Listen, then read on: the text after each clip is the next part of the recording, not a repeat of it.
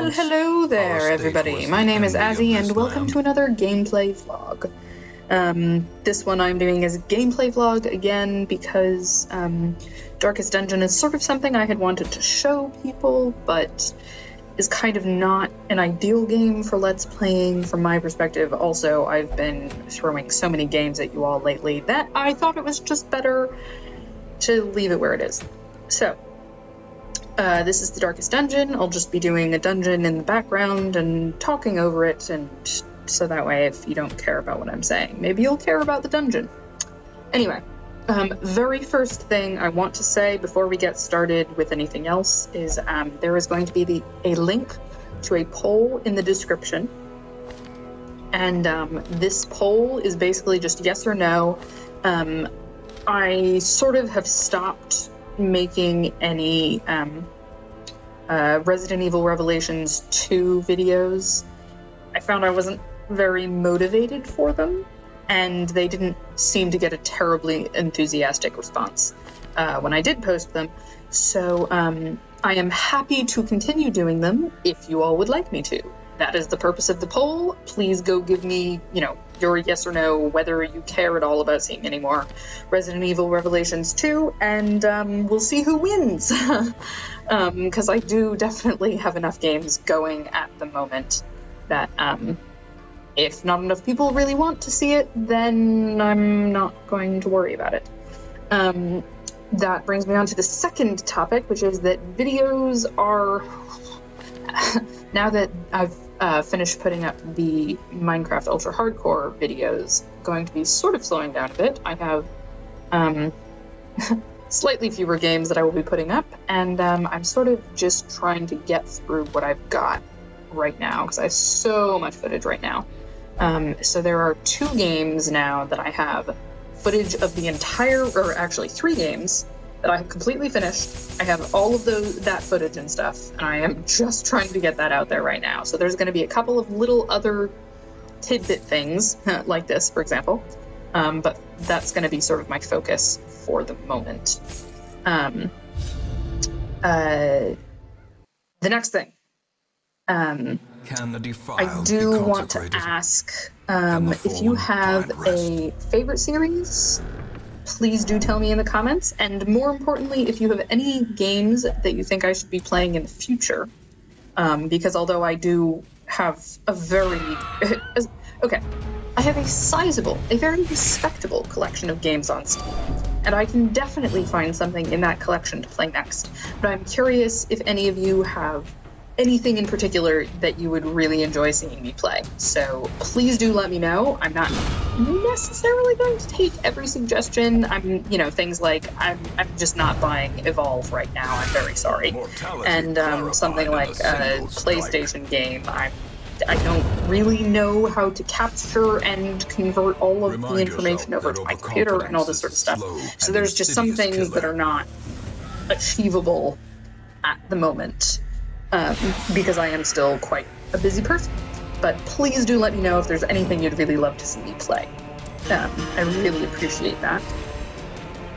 The next item on the agenda. I'm excited because we all got kind of stuck around 265 subscribers for a couple of weeks there, and we have pushed through that. We are almost at 280 subscribers, and that means we are coming up on that 300 subscriber mark. Yes! And what that means is that I will be sorting out all of the details for a forthcoming tournament through my Steam group, Azzy's RG Steam group, and I'm going to leave that link in the description as long as I remember to do that. So if you are not yet a part of the Steam group, please join, because my intention for 300 subs is to do a tournament. Again, details, not telling you yet, because it doesn't make a whole lot of sense to really be telling you about the 300 subscriber event before I have 300 subscribers, but I am planning on doing something cool and interesting for 300 subs. So please go join the group. There's a bunch of lovely people in there, and thank you. I also do want to say thank you, especially, there are a lot of people I have extra special thanks for, but to everyone who has been supportive of me for so long, and to all of the new people who are helping me progress with YouTube. I really, really appreciate it. Thank you so much. I do appreciate whenever people leave me comments, whenever people really engage with my videos. So thank you so much for that.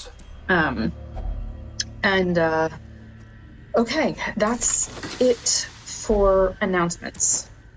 I am sorry, I can be a bit scatterbrained, so I realized that those announcements, none of those, there's a lot of sentences in there that didn't really end, and I apologize for that. My brain just sort of goes all over the place. But for better or worse, announcements are now done. So the main point of this video was to actually answer a couple of kind of goofy questions that I got tagged to answer by the Flaming Monocle in a question and answer video that he did ages and ages and ages ago. And that video, which I am going to also link, if I can manage it, I'm going to link it in a card, but those card things just don't like me.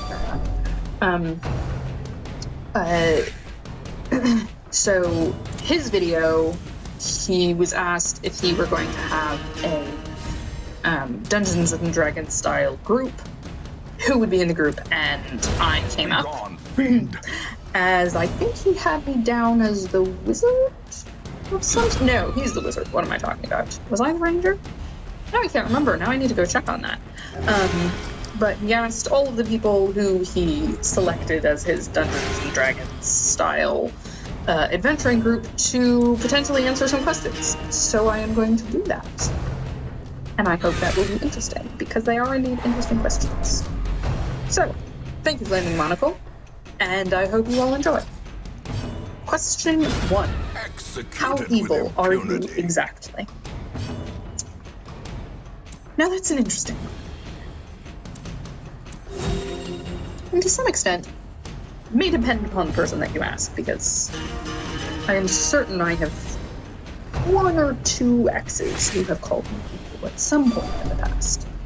It's probably happened. But, on a daily basis, I don't know that I'm all that evil. I'm sorry to tell you, Monocle, but I'm really sort of not. I'm a very serious person a lot of the time, and if I could be, you know, anything in that Dungeons and Dragons group, I'd like to be the knight at the front of the group. That's kind of how I roll. I do like to be the caster as well, but generally speaking, I don't think I am that evil a person, or at least I don't tend to pursue the evil options. Especially when it comes to saving boxfuls of kittens. I love kittens, and kittens should be saved at all times. Let's see. What's the most evil thing I've ever done becomes a difficult question to answer. From Monocle's perspective, it might be either all of the times I killed him in Magicka, and giggled with glee, because that does happen sometimes. And it could also be the fact that I did steal prime mountaintop real estate from him in the Watch Us Game Minecraft server. Prime mountaintop real estate. He could have built a wonderful evil lair up there, but I got it first.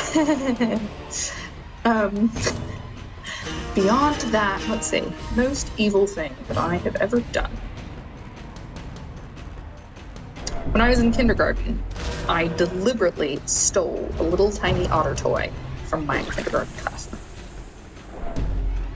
And it was because I wanted it, and my friend Eliza had the previous day taken one of those otter toys out of the classroom, and she pulled it out of her backpack, and I was going, oh my gosh, that's one of the otters from the classroom. And we both loved those toys because they looked so cute, and they were really, really tiny, like they could sit in the palm of your hand. They were so cute. They were made out of plastic, and they were great for playing with. And Eliza said, oh my goodness, I have no idea how this got in here. It must have jumped in there because it wanted to come home with me. And even in my little kindergarten brain, I'm going, oh, you've got to be kidding. You have to be kidding me. Of course you put that in your backpack. what are you talking about? But Eliza was sort of my, I don't know if a role model is exactly right, but you know, whatever she did, I needed to follow suit. And sort of once she had done that, then it was kind of acceptable for me to do it. So the following day, one of the otters decided it wanted to come home with me, and so it came home with me. The funny thing is, the very first time that I actually played with it, we had the house we were living in at the time had the front yard was like entirely covered in, gosh, what was it? The only thing I can think of in my brain was ivy, but I thought ivy only grew up things. But I think it was ivy. So the ground cover plant was ivy looking. And that meant that it was really, really thick. And I was playing with my toys in there and I dropped it. And it was never recovered, ever. We moved, I looked for it again, and then we moved away a couple of years later, and I never found it ever. Ever. And I sort of interpreted that as the universe saying, you've been a bad girl, Jessica. I'm going to bleep out my name there because, whoops. You've been a bad girl, Azzy. And so I never did it again. Because the universe was going to take it away from me anyway. So anyway, there's that. Okay, question number 3 is a bit more complex. A small child walks past you. His clothes are drab, and he evidently hasn't been eating properly. He asks you for 6pence. Something doesn't seem right. What do you do? Well, all right, asks for 6pence. So that means we're sort of talking 19th century here, right? Right? So I'd be wearing a fabulous Victorian outfit.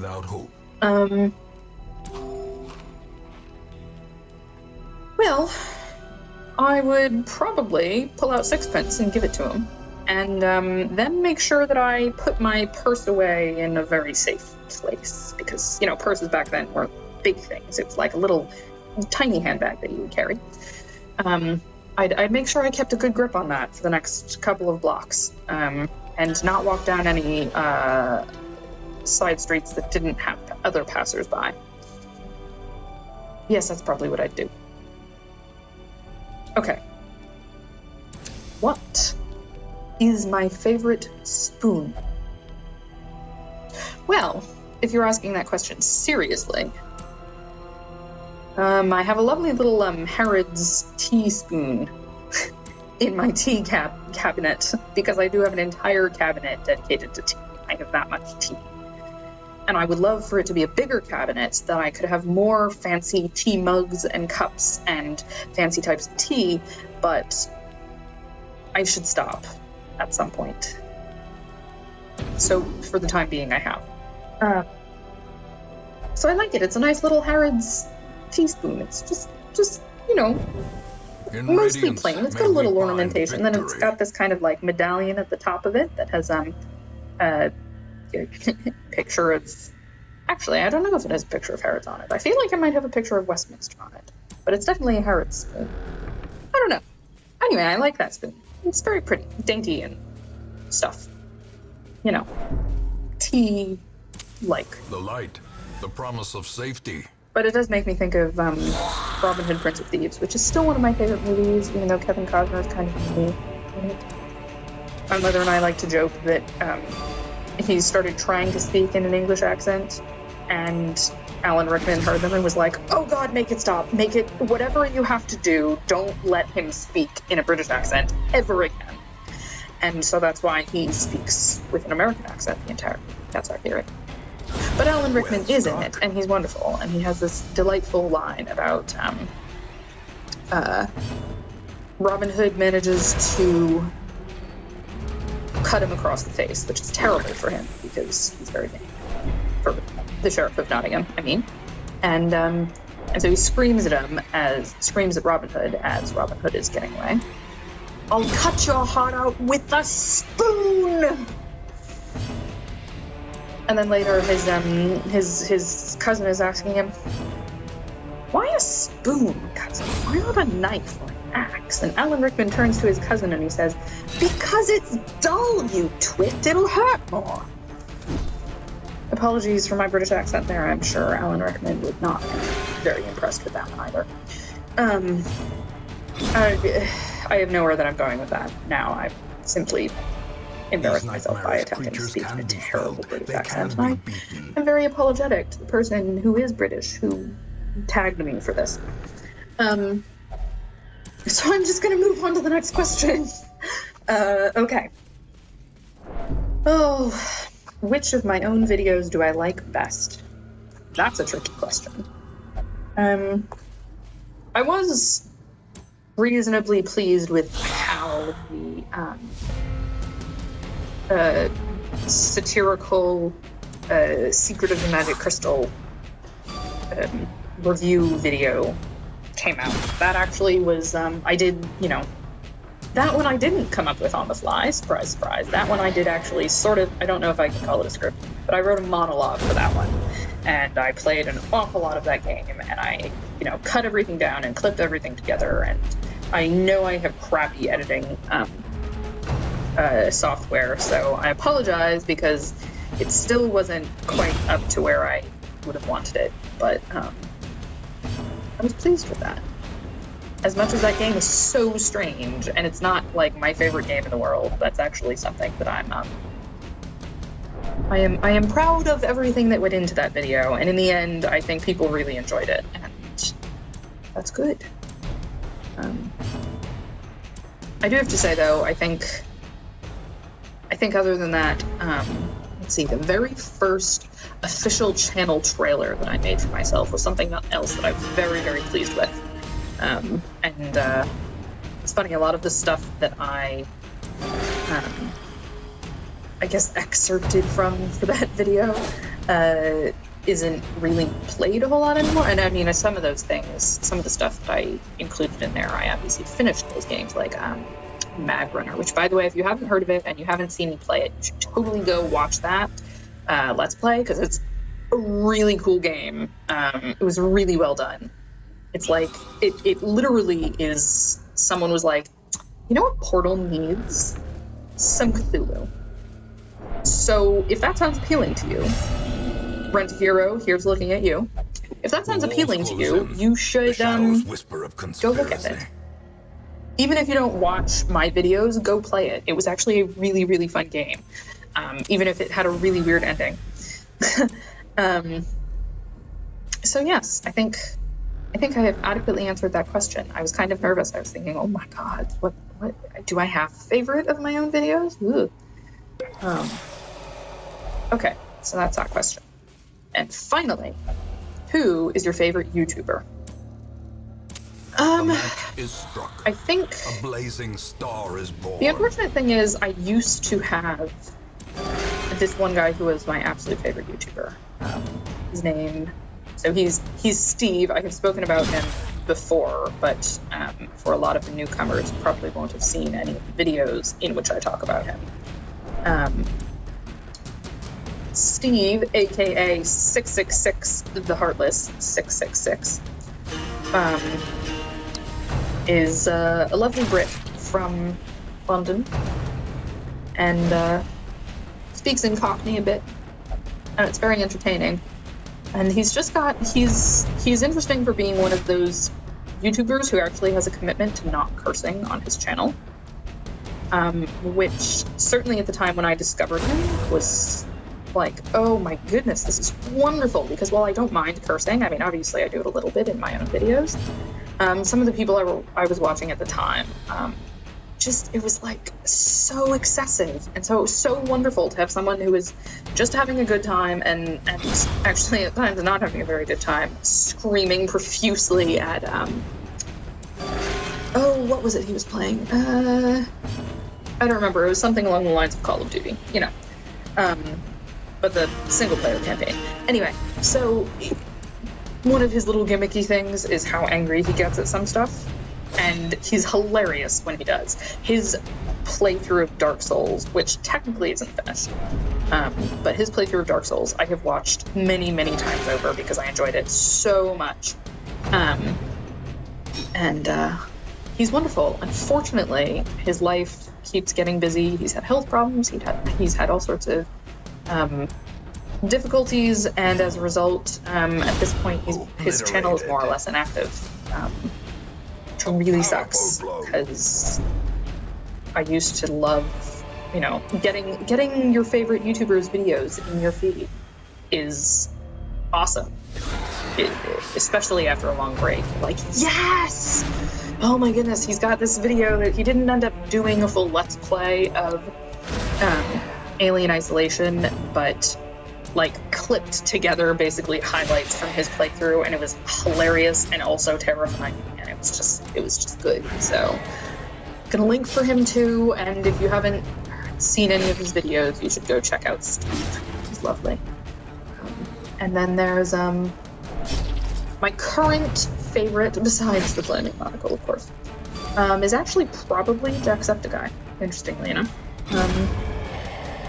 I really appreciate, and I know to some extent this comes from the fact that YouTube is kind of just what he does now. So for those of us who still have other parts of their lives, things are a bit more complicated, but he just puts so much effort into each and every video. His videos are like the sort of length that I like videos to be. So 15 to 20 minutes for me is prime video length. And so that's sort of where his videos fall.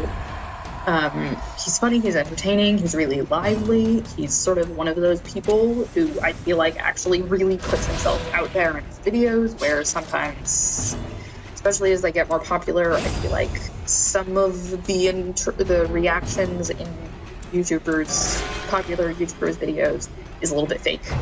And he just doesn't give off that vibe. And then he's also absolutely one of the most, of the really popular YouTubers, he is, as far as I've seen, the most committed to interacting with his subscribers, and it's incredible. I really, it's kind of humbling. So I guess those would be my answers. That's actually the end of the list. Nice short little list. Took me long enough to answer the questions anyway, but considering the last Q&A took me over an hour basically of messing around in Skyrim, that's probably good that there were only 6 questions.